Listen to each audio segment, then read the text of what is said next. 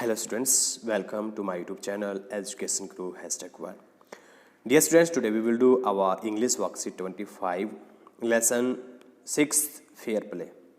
Class 6 का आपका जो लेसन है फेयर प्ले, उस लेसन की ये वर्कशीट है, वर्कशीट 25 है। जैसे हम पढ़ रहे थे, अलगू चौधरी और जुम्मन शेख दो अच्छे मित्र थे। जुम्मन की चाची ने जुम्मन के नाम कुछ प्रॉपर्टी नाम कराई, लेकिन जो जुम्मन है वो क्या करता है, वो अलगू चौधरी जो है उसमें जुम्मन और आंटी के लिए जो है एक पंच नियुक्त किया जाता है, क्योंकि जुम्मन जो है आंटी को ना तो पैसे देता है ना उसको खाना देता है। उसके बाद क्या होता है वो आज के वर्कशीट में हम पढ़ेंगे। चलिए मूव करते हैं आज के वर्कशीट नंबर 25 की तरफ, द फेयर प्ले। ये आपकी वर्कशीट 25 है।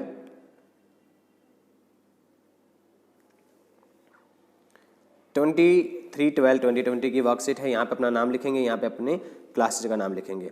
Read the story and choose the correct option. आपने क्या करना है, जो स्टोरी को पढ़ना है और करेक्ट जो ऑप्शन है उनका चुनाव करना है।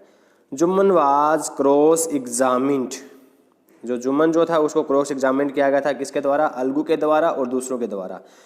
We have gone into the matter carefully in our opinion. वो बताता है अलगू चौधरी जुम्मन शेख को कि हम अपनी ओपिनियन में हमने देखा, हमने ये पाया कि जुम्मन मस्ट हैव पे आंटी ए मंथली अलाउंस, कि जुम्मन को जरूर अपनी आंटी को क्या करना चाहिए, मंथली अलाउंस देना चाहिए। और else the property goes to back to her, या फिर प्रॉपर्टी वापस उसके नाम कर दी जाएगी, आंटी को वापस कर दी जाएगी। Now the two friends were seldom seen together.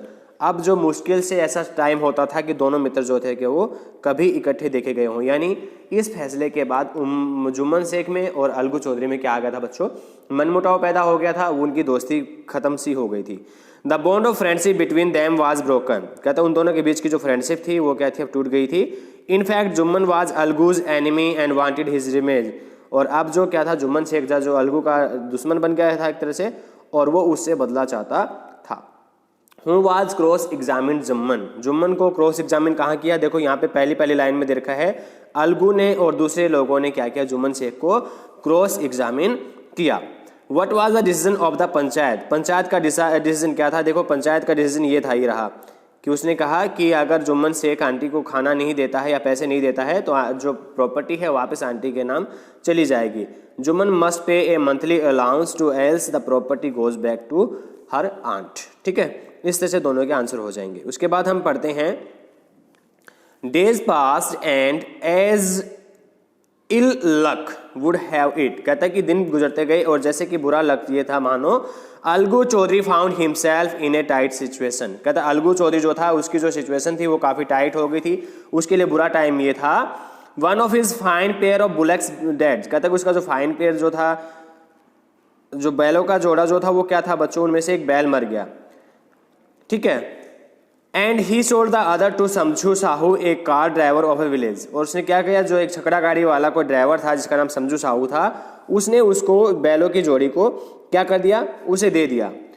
The understanding was that Samjhu would pay the price of bullock in a month time. कहता है कि बात ये हुई थी कि समझू को क्या करना था, एक महीने के अंदर सारा का सारा पैसा जो उसको अलगू चौधरी को देना था। It so happened that the bullock died within a month. लेकिन जो बैल जो उसने उसको बेचा था वो बैल भी क्या हो गया, एक महीने के अंदर मर गया। यानी बैल जो अपने साथी का दुख सहन नहीं कर पाया, शायद अकेलापन वो महसूस करने लग गया, इसलिए वो था क्या था बच्चों, मर गया। Several months after the bullock's death. कुछ महीनों के बाद जो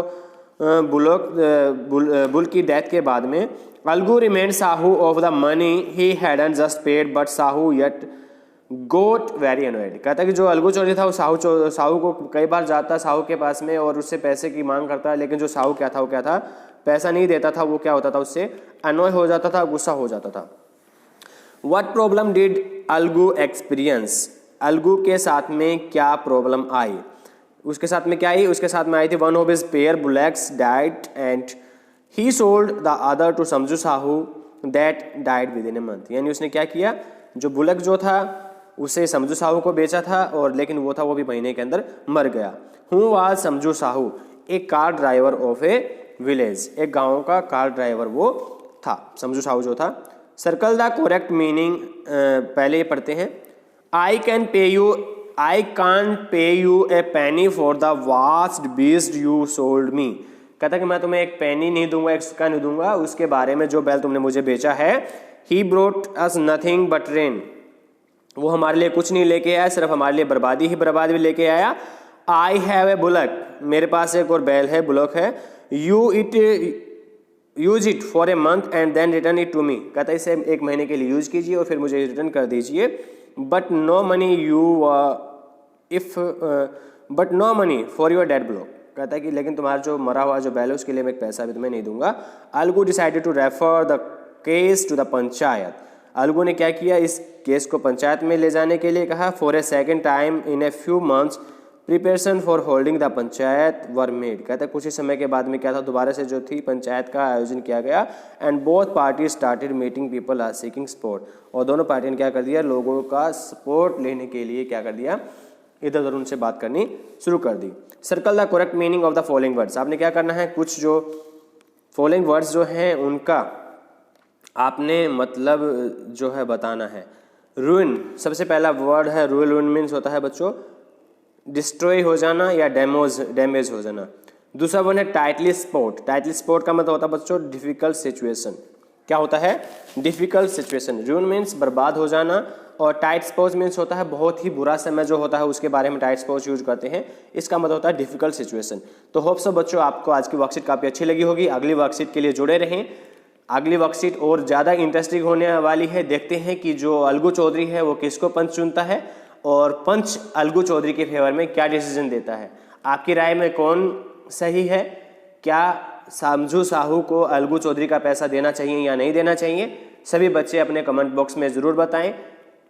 did Algu must paid by समझू साहू और नॉट। होप सो बच्चों आपको वीडियो अच्छी लगी होगी। Bye bye, take care, be happy, stay safe.